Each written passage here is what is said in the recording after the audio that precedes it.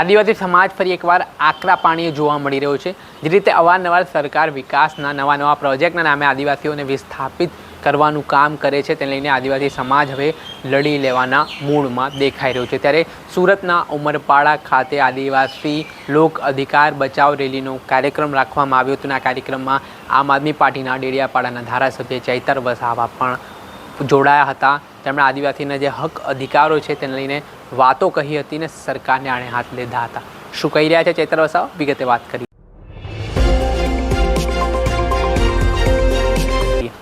નમસ્કાર દર્શક મિત્રો, સ્કાયનેટ મીડિયામાં આપનું સ્વાગત છે। હું છું પ્રધાન।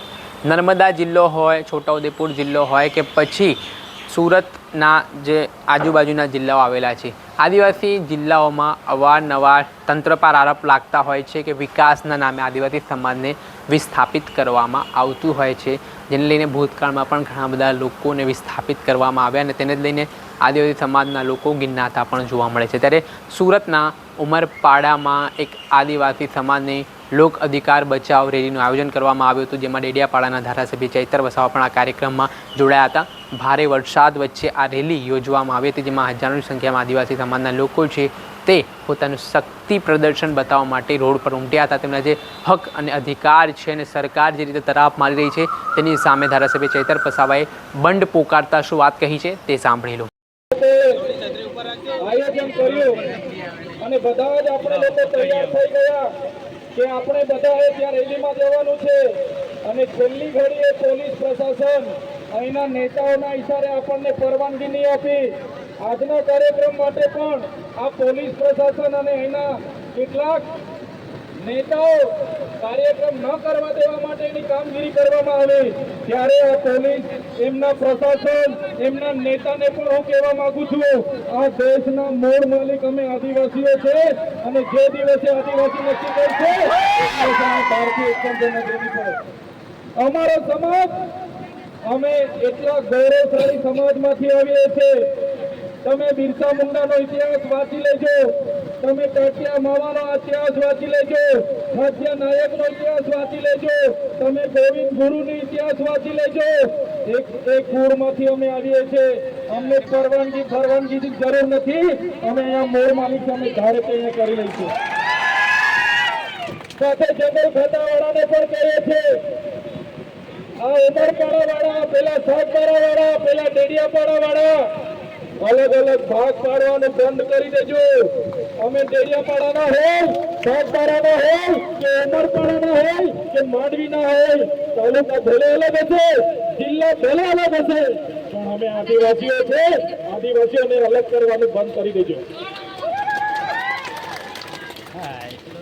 કહેવામાં આવ્યું કે આ વિસ્તારમાં સાગબારા વાળાને કરવા નહીં દઈએ, ત્યારે એ નેતાઓને, એ પ્રશાસનને પણ કહેવા માંગીએ છીએ, અમે પણ ઉત્તરાયણના વિસ્થાપિતો છે।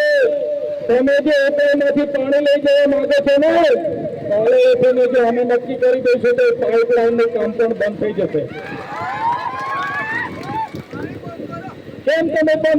કેમ તમે ભાગ પાડવા માંગો છો? ત્યારે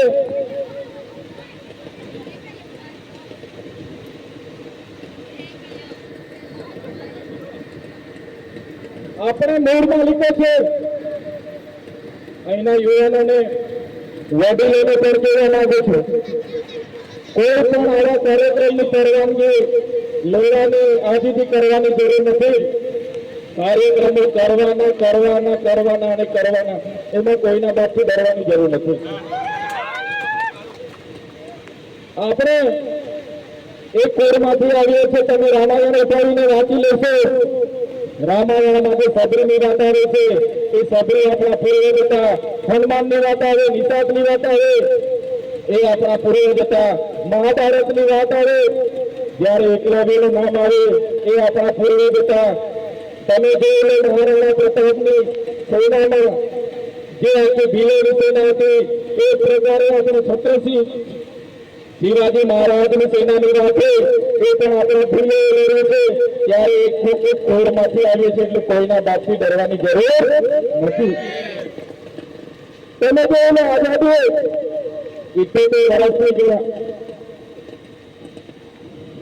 આઝાદીના 78 વર્ષ થઈ ગયા, વિકાસની મોટી મોટી વાતો થાય છે, અહીંયા વિકાસની યાત્રાઓ નીકળે છે. આજે પણ આદિવાસી સમાજ પોતાના હક અધિકાર માટે અહીંયા રોડ પર બેઠો છે. આજે પણ આદિવાસી સમાજ શાળાઓ માટે રોડ પર ઉતરે છે. આજે પણ આદિવાસી સમાજ શિક્ષકો માટે રોડ પર ઉતરે છે. આજે પણ મારા યુવાનો ભણી ગણીને નોકરી માટે રોડ પર ઉતરે છે.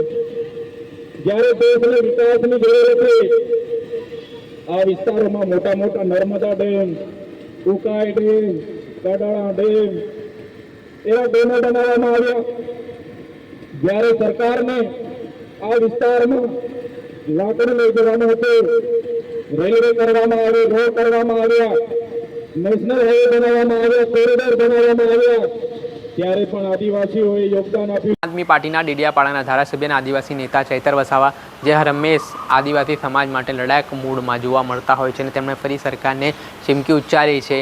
જે 5 અલગ અલગ મુદ્દા છે, જેમાં સોલાર પ્રોજેક્ટ રદ કરવામાં આવે, ત્યારબાદ જે અલગ અલગ પ્રોજેક્ટ સરકાર આદિવાસી વિસ્તારોમાં લઈ રહી છે એને તાત્કાલિક ધોરણે રદ કરવામાં આવે અને જે જીપીએસસીમાં આદિવાસી સમાજના વિદ્યાર્થીઓ સાથે અન્યાય થયો છે તેમાં ન્યાય કરવામાં આવે, તેવા અલગ 5 મુદ્દાઓ છે તે ટાંકીને સરકારને વાત કહી છે. અને જો આ માંગણીઓ સંતોષવામાં નહીં આવતા આગામી સમયમાં ઉગ્ર આંદોલનની પણ ચીમકી ઉચ્ચારી છે. દર્શક મિત્રો, આવા જ નવા વિડીયો સાથે આપણે માહિતગાર કરતા રહીશું, એટલે સ્કાયનેટ મીડિયાને લાઇક કરી લો, સબસ્ક્રાઇબ કરી લો અને શેર કરવાનું ભૂલતા નહીં.